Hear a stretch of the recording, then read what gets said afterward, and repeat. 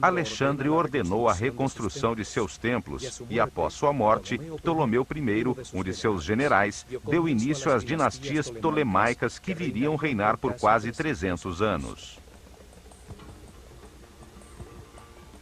O templo dedicado a Hathor, que já existia em Dendera desde 5400 a.C., foi reconstruído pelos reis macedônios como um método piedoso para legitimar o seu poder.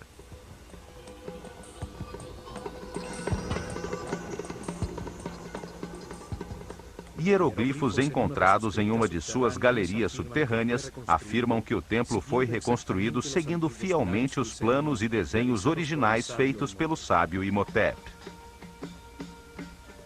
O complexo religioso de Dendera está localizado a 26 graus norte de latitude. Dali partia um caminho antigo que leva ao Mar Vermelho. Posteriormente, Tebas seria construída um pouco mais ao sul. Nos primórdios de sua civilização, na noite estrelada de um solstício de verão, num terreno sobre o Nilo, cuidadosamente escolhido por sua relação com as estrelas, realizou-se uma cerimônia chamada Putser. O faraó do Egito e o sumo sacerdote da escola de mistérios do Olho de Horus, rodeados por toda a população, avistaram um grupo de estrelas sobre o polo norte do planeta. Eles a chamaram Constelação de Tuaret, e seu símbolo foi uma hipopótama vermelha. Em nosso tempo, chamamos esse grupo de estrelas de Dracones, e seu símbolo é uma serpente-dragão.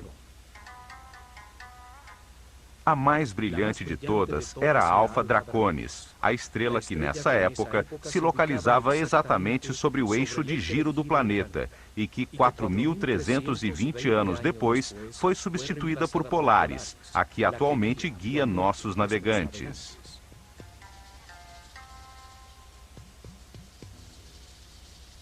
O avanço do sistema solar em seu giro ao redor do centro da galáxia determina que durante esse ciclo de 25.920 anos, 6 estrelas diferentes brilhem sobre o polo. A estrela sobre o polo representava a força materna fundamental, geradora da substância que permitiu o desenvolvimento da vida no universo, o princípio feminino que foi chamado de Hathor e a quem foi dedicado esse templo. O faraó e o sumo sacerdote estenderam uma corda entre duas estacas, orientando-a exatamente para Alfa Draconis. A sacerdotisa do templo pregou as estacas com um martelo de ouro, definindo assim o eixo do templo, a coluna vertebral que daria organização a seus santuários. Colocaram as pedras dos 4 cantos que determinaram os limites do muro protetor do complexo, uma muralha elevada que mantinha afastado o inimigo da vida, o qual desejava perpetuar-se. Colocaram sua porta principal voltada para o norte, a última de uma série de pórticos que vinham do Sancta Sanctorum do Templo de Hathor e demarcavam o segmento do céu por onde Alfa Draconis aparecia, facilitando a sua localização à noite para registrar sistematicamente seus movimentos. Nessa mesma noite, olhando na direção leste, encontraram também outra estrela a 90 graus da anterior, a que chamaram de Sírio, e que era o símbolo de Ísis no céu. Assim, localizaram o eixo de um segundo templo que determinou a segunda porta do complexo. A porta do templo de Ísis demarcava o setor do céu por onde ascendia a estrela Sírio e onde aparecia o sol em 21 de junho, dia do solstício de verão. O templo cresceu em seu interior, enquanto os sacerdotes registravam os movimentos das estrelas e estudavam os processos impulsionados pela sua energia, inscrevendo em seus muros as conclusões a que chegaram sobre esse tema sagrado. Sírio, o símbolo de Ísis, era chamada de estrela-cachorro, pois seguia a constelação de Órion, personificação de Osíris no céu. Após estar escondida no horizonte por 120 dias, marcava com sua aparição o momento das cheias do Nilo.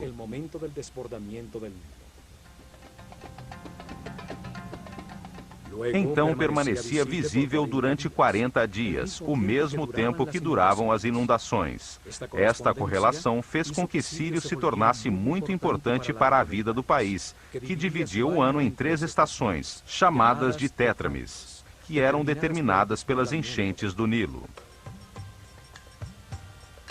As festividades do ano começavam com a cheia do Nilo, e Sírio marcava com sua reaparição no céu esta importante data. Quando a estrela desaparecia, o rio recuperava seus níveis normais. O calendário e a sincronização da vida egípcia com o sol e as estrelas era tão importante que o faraó do Egito, ao assumir suas funções, deveria jurar que nunca alteraria as datas do calendário.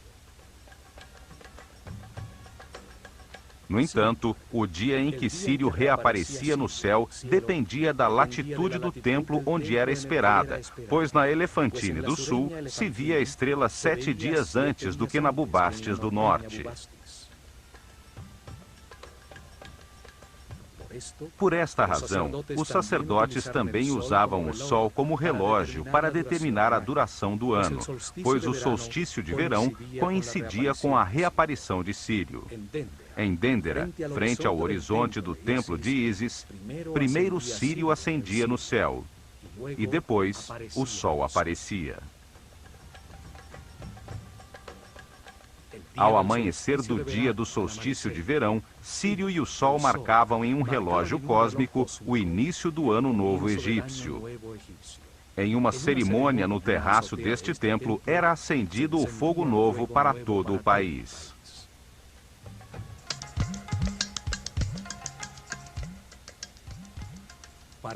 Para entrar em Dendera, é necessário atravessar uma série de construções erguidas pelos romanos durante os reinados dos imperadores Trajano e Domiciano. Uma série de quiosques de cada lado demarcam o pórtico norte, embutido nos muros que protegiam o lugar.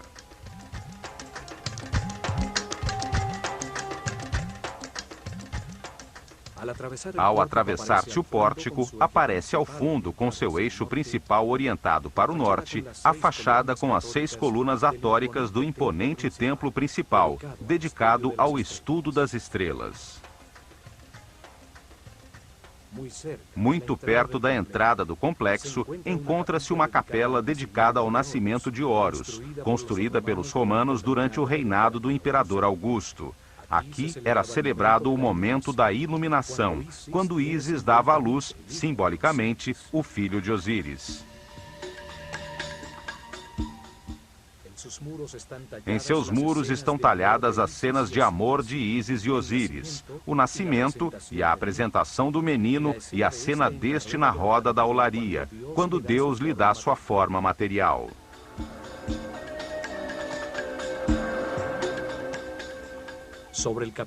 Sobre o capitel de suas colunas está representado o deus Bes, protetor das grávidas e que favorece ao nascimento das crianças. Ao sul desta capela, encontram-se as ruínas de uma basílica cristã construída no século V depois de Cristo, época em que os rostos dos personagens sagrados foram cuidadosamente destruídos nos muros dos templos. Mais próximo ao templo principal surgem as ruínas de um sanatório, onde se internavam os doentes que vinham ao templo de Hathor em busca de cura. Os sacerdotes do templo usavam seus conhecimentos de medicina para ajudar ao povo no plano material. Hathor, a força feminina multiplicadora da vida, era reverenciada como uma figura compassiva. O povo percorria grandes distâncias para orar em seu templo, banhar-se em suas piscinas sagradas e receber os remédios e cuidados de que necessitavam. O complexo de Dendera podia abrigar milhares de pessoas, e no interior de seus muros existia outra série de construções que reunia padarias, cervejarias, cozinhas, armazéns, silos, as dependências dos sacerdotes e iniciados em centenas de abóbadas como esta localizada em Tebas.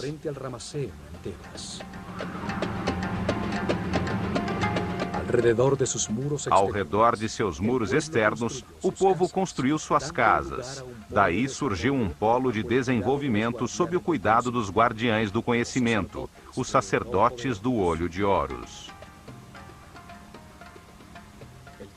O desenho da fachada do templo de Hathor é diferente do templo egípcio tradicional, pois suas colunas frontais estão unidas até meia altura por muros extremamente decorados.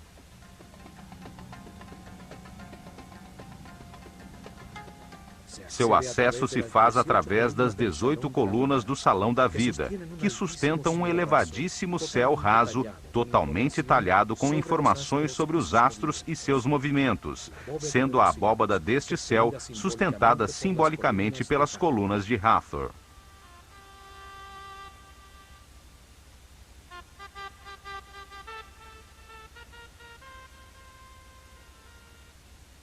Cada coluna tem a forma de um sistro, um instrumento sagrado que faz vibrar uma série de discos de metal utilizado pelas sacerdotisas de Hathor, padroeira da dança e da música, para produzir uma vibração que adormece a consciência.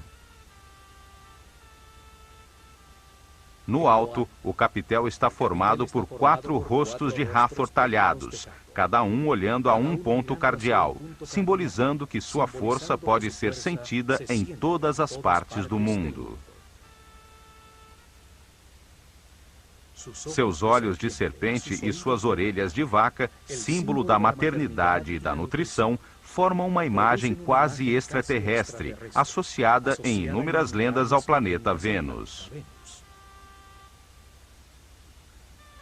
O templo foi encontrado em excelente estado pelas tropas de Napoleão, por ter ficado sepultado sob areia por milhares de anos.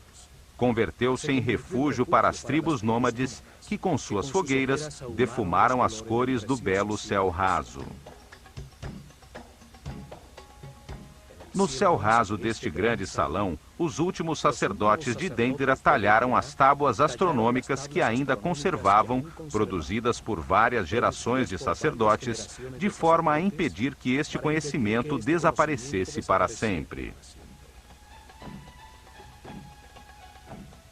Todas as constelações que formam os signos do zodíaco aparecem representadas em suas barcas simbólicas, com imagens do Nut, o símbolo dos céus, que devorava o sol todas as noites para que renascesse ao amanhecer.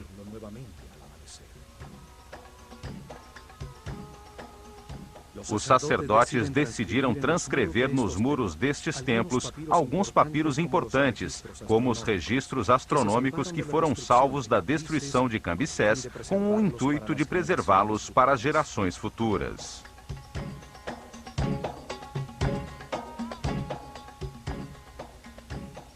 Neste salão, chamado de A Casa da Vida, os escribas trabalhavam nos papiros sagrados, nos tratados teológicos, nas orações dos rituais, nas tabelas de registros astronômicos.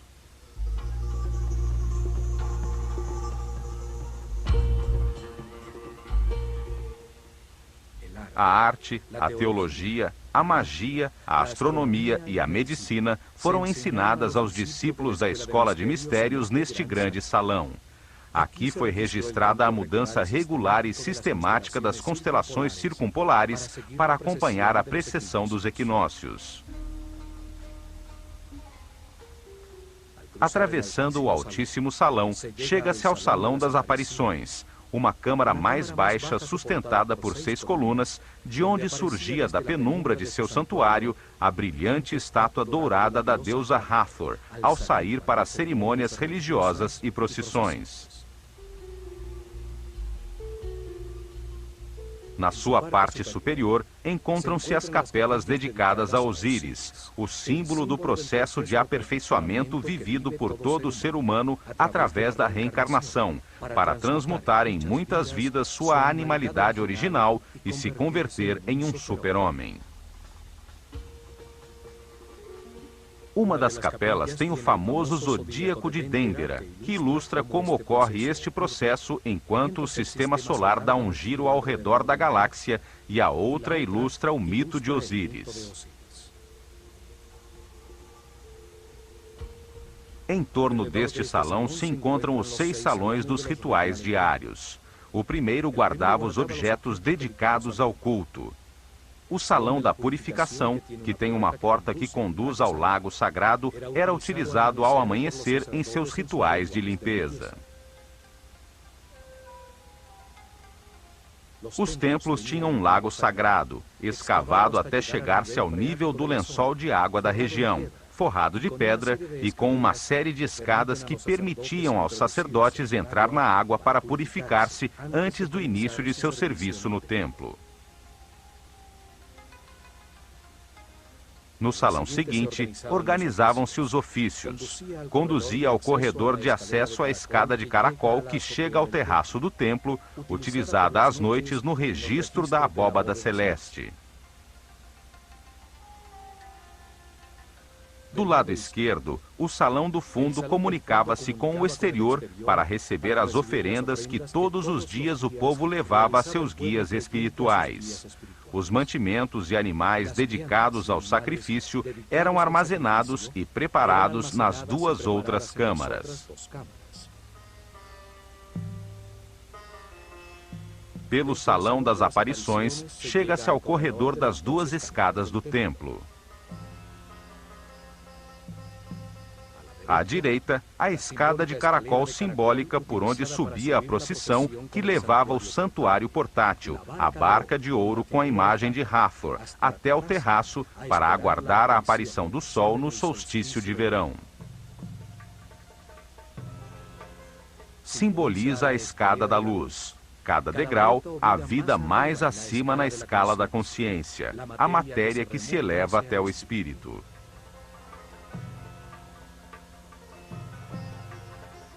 E à esquerda tem-se acesso a uma longa escada reta por onde descia a procissão trazendo o fogo novo. A escada reta simboliza o espírito que baixa novamente à Terra para condensar-se na matéria, com o objetivo de viver experiências que lhe permitam compreender o universo. Atravessando este pórtico, chega-se à antecâmara do santuário, onde ardia o fogo, o instrumento dos deuses, a primeira substância do universo, a forma mais elementar da matéria. Ali faziam as oferendas a Hathor, o princípio feminino gerador da vida no universo.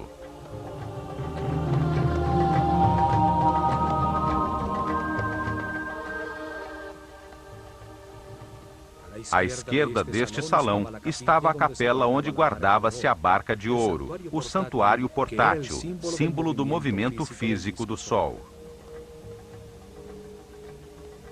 A barca da vida era usada para levar a imagem de Hathor no dia da lua nova, no 3º mês do verão, durante o Festival do Belo Encontro, em uma procissão florida pelo Nilo até o Templo de Horus, em Edfu.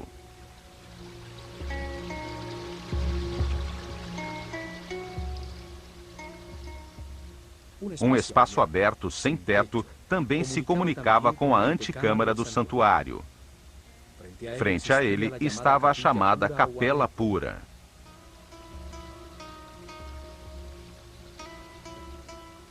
As figuras simbólicas eram levadas a este espaço aberto para que renovassem suas forças ao serem recarregadas com a energia solar.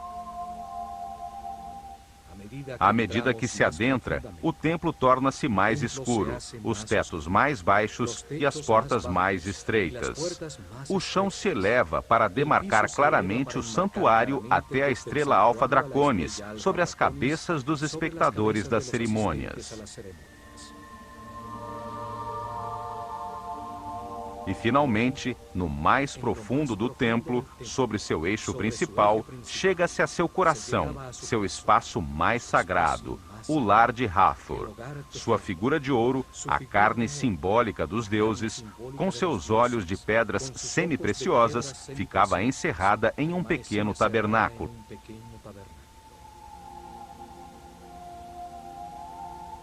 Somente o faraó e os mais altos sacerdotes da escola de mistérios do Olho de Horus podiam entrar aqui após uma intensa cerimônia de purificação com água.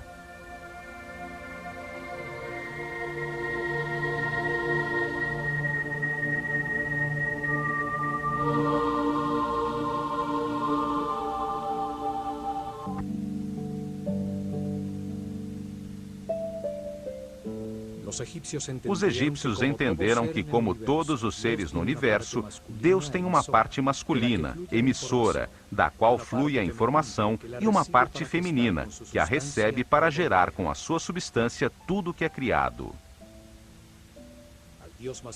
Ao Deus masculino deram 3 nomes. Chamaram-no Atum, quando ainda não havia criado o universo e permanecia não manifesto.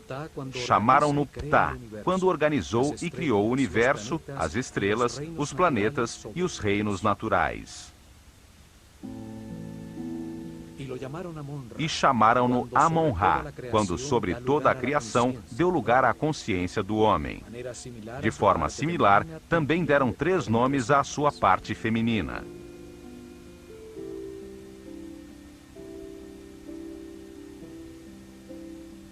Chamaram-na de Nun, quando era apenas uma substância homogênea, virginal, sem forma, em estado de perfeito equilíbrio, o líquido amniótico do universo não manifesto. Chamaram-na Sekhmet, quando se polarizou em 2 forças opostas, que a transformaram em uma substância radiante, em fogo, um princípio multiplicador em movimento que gera Nefertum, o universo que reconcilia e harmoniza temporalmente as forças opostas.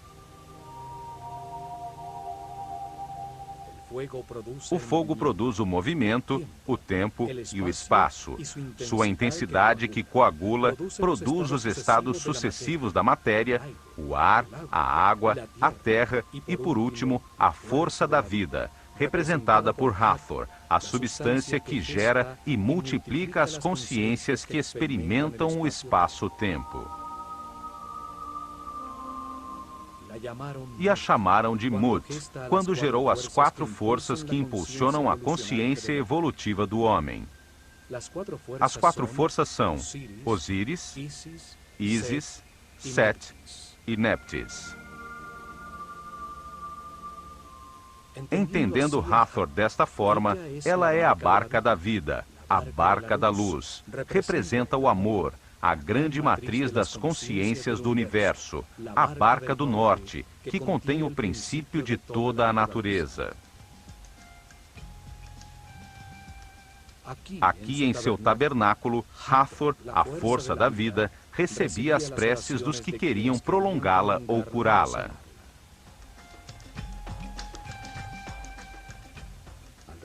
Em torno do seu Sancta Sanctorum, um corredor perimetral aos muros do templo dava acesso a uma série de capelas, espaços sagrados dedicados a todas estas forças fundamentais.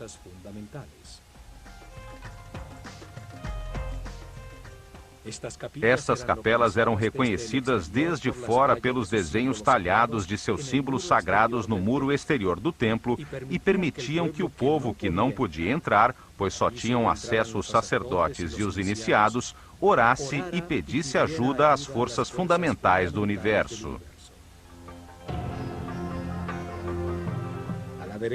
À direita da capela do ouvido de Hathor, 2 capelas que se comunicavam eram dedicadas à adoração do único Deus, o Criador da consciência do homem, o que está em todas as partes, Amon-Ra, com seus símbolos também talhados no muro externo. As 2 capelas da esquerda continham as imagens que simbolizavam as forças fundamentais do Baixo Egito, todas relacionadas com Hathor e seu instrumento musical, o sistro.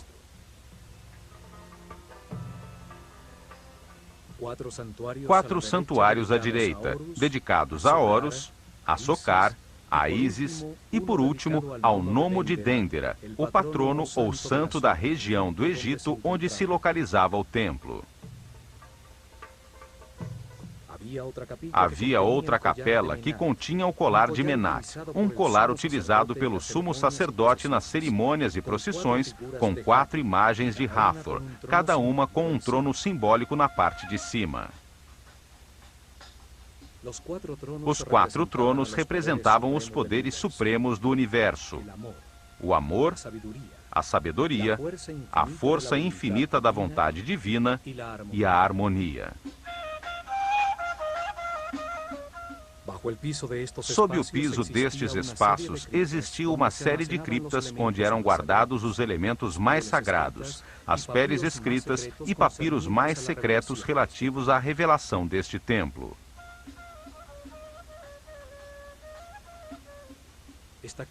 Estas criptas têm uns misteriosos baixos relevos de Horus que sustentam uma espécie de flor com uma serpente em seu interior. Teorias científicas afirmam que se trata das lâmpadas que utilizaram para iluminar suas câmaras e construções sob o solo.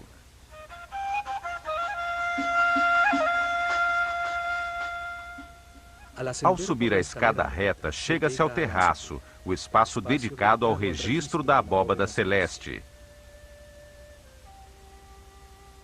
No canto sudoeste do terraço, encontrava-se o quiosque onde os sacerdotes esperavam a aparição das estrelas e a saída do sol no ano novo que acendia com seus raios o novo fogo.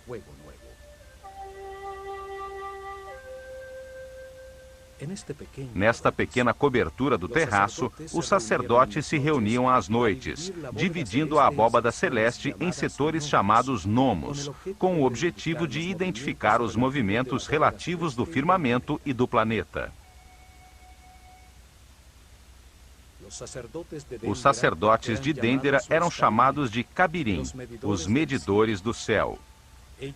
Eles registraram a primeira carta celestial, a que marcava as posições relativas dos Mazarotes, os fogos do céu. A astronomia surgiu em Dendera. Astro significa estrela. Astronomia significa logos, ou conhecimento das estrelas.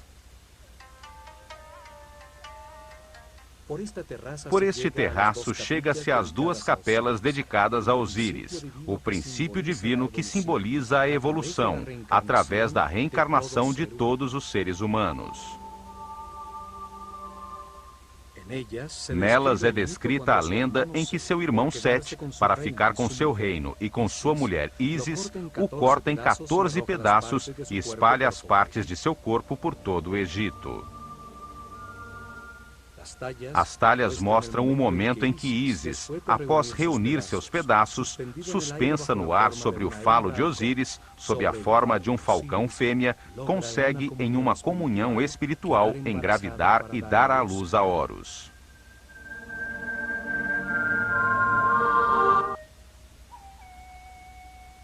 No teto da segunda capela encontra-se o chamado Zodíaco de Dendera, uma imensa lousa de pedra com uma talha da abóbada celeste em torno do Polo Norte, como era visto em 700 a.C., durante o solstício de verão à meia-noite. É uma cópia da lousa original que encantou Napoleão ao entender seu profundo significado e que se encontra hoje no Museu do Louvre, em Paris. Em uma capela como esta, neste mesmo lugar e durante milhares de anos, os sacerdotes do Olho de Horus estiveram atualizando periodicamente, sobre um papiro, um mapa dos céus como este. A cada solstício de verão, ano após ano, por milhares de anos, marcavam a posição relativa do sistema solar e da Terra. Os sacerdotes que sobreviveram ao persa Cambyses II talharam na pedra para a posteridade um grafismo que se salvou da destruição, com uma das últimas atualizações do mapa celestial, tal como era visto em 700 a.C., durante o reinado do faraó Taharqa, na 25ª dinastia. A abóbada celeste é sustentada por 8 imagens de Horus ajoelhado e 4 figuras femininas de Ísis. Um círculo de hieroglifos une esta disposição simétrica. Naquele momento, a abóbada celeste estava pintada de azul, ressaltando as imagens simbólicas. As varas sagradas das 4 figuras marcam um ponto perto do centro da abóbada. Saturno, o pai dos planetas, Júpiter, Marte e Osíris, que representa a constelação de Órion, com sua estrela companheira Sírio, personificação de Ísis no céu. Apontam para os seios de Tuaret, a mãe hipopótama com rabo de crocodilo e patas de leão, que preside a abóbada e que representa a constelação que é chamada hoje de Draco, onde brilhava a estrela Alfa Draconis, exatamente sobre o eixo de rotação do planeta. O eixo do templo está orientado 71 graus e meio para nordeste, a fim de demarcar em seus pórticos o segmento de céu onde aparecia a estrela polar Alfa Draconis, que na abóbada aparece sobre o seio da hipopótama. A seu lado, encontra-se a constelação do Chacal Vermelho, com a estrela Mizar em sua pata dianteira, a representação egípcia da constelação da Ursa Menor, com a estrela que hoje chamamos de Polaris.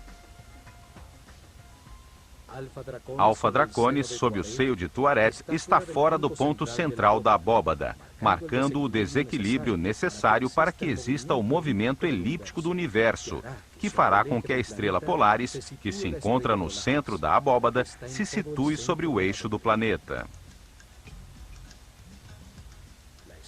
A estrela polar, ao redor da qual parece girar a abóbada celeste, era muito importante para os egípcios, pois representava a energia sobre o eixo de rotação do planeta, sobre sua coluna vertebral, que organiza os órgãos de todo ser vivo, desde um inseto a um homem ou um planeta.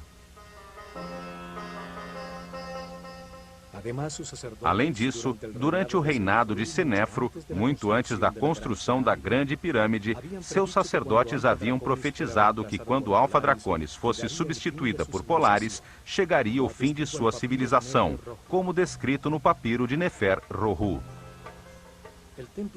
O templo de Hathor estava orientado para registrar as constelações situadas em volta do eixo de rotação da Terra, as 6 constelações circumpolares, cuja energia atinge o planeta há muito mais tempo e de forma mais direta que as constelações zodiacais. Em uma época em que o dia e a noite eram como a vida e a morte, o setor do céu sobre o polo, onde as estrelas eram sempre visíveis, contrastando com as que ascendiam e desapareciam, representavam os poderes da escuridão que a luz nascente do sol fazia desaparecer.